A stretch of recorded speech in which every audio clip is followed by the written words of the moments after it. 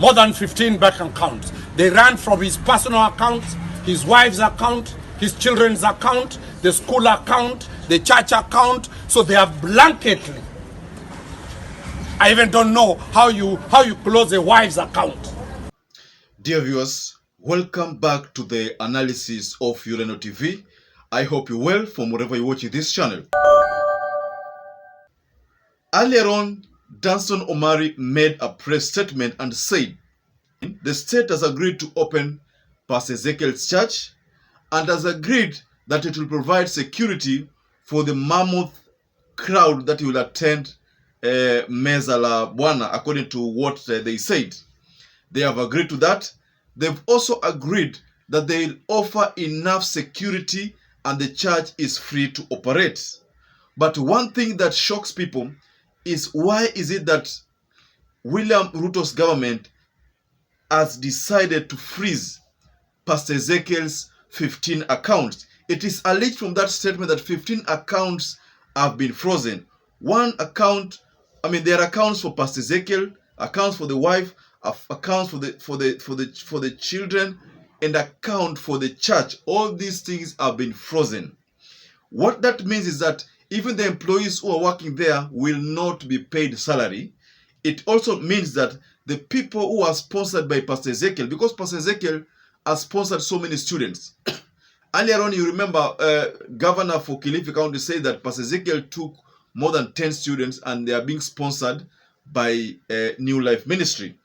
Danson Omari's statement borders around the fact that, and this is something that everybody now knows, that the government is frustrating Pastor Ezekiel's church. And why is it so? Let's listen to what Danson Omari said. Pastor does not know how to feed the children tonight. It is terrible. It has never happened anywhere. A school account to be closed and children are there.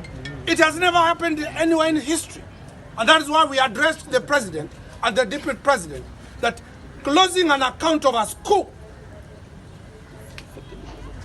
is effectively or constructively closing the school.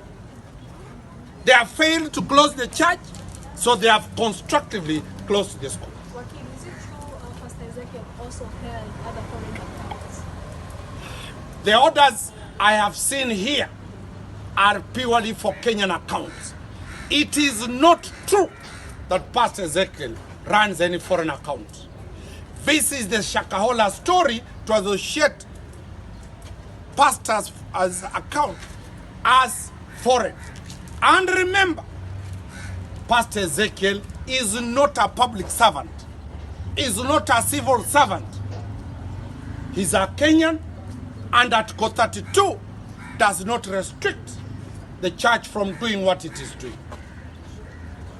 We authoritatively confirm now that the state has come and announced, and it is a court order, that the Church of God has not been closed and shall not be closed.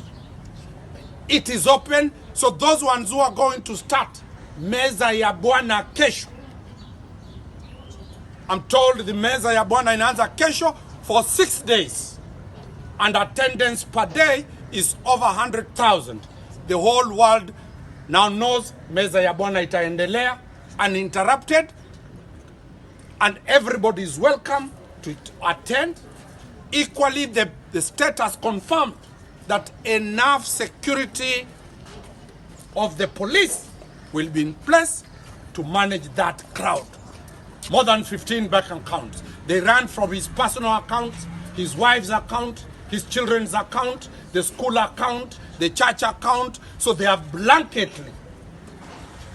I even don't know how you close a wife's account. It has never happened. Huh? They are frozen the accounts of the church. They are frozen the accounts of the pastor. At least if it is the pastor you wanted, you could have frozen his accounts. Anybody else by extension who benefits or does work for the church and the school is now locked out. Were they given a chance to respond? It did not happen. Yes, Danson Omari is saying point blank that the government is freezing or has frozen Pastor Ezekiel's all the 15 accounts, but expects Pastor Ezekiel's the New Life Church to function.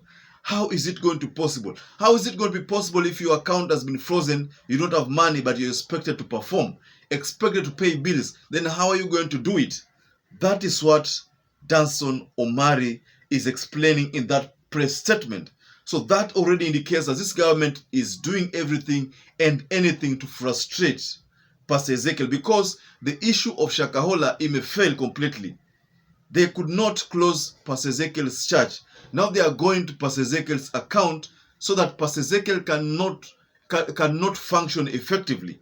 One funny thing is, why is it that there are so many churches which are just quiet over this issue? I was hoping that some churches would just erupt and say that, no, please give us a break. But I'm not seeing that. That means there are certain people, certain M-Pesa churches that know what is going on and wanashangilia about what is going on. So, dear ladies and gentlemen, do you think there are churches which are involved?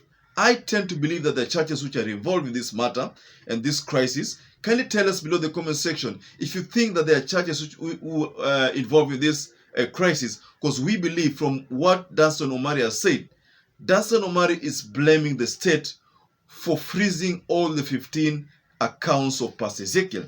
Tell us below the comment section what to think about this issue. And once again, I'd like to urge you to stay safe and stay blessed until we catch up again in our next analysis.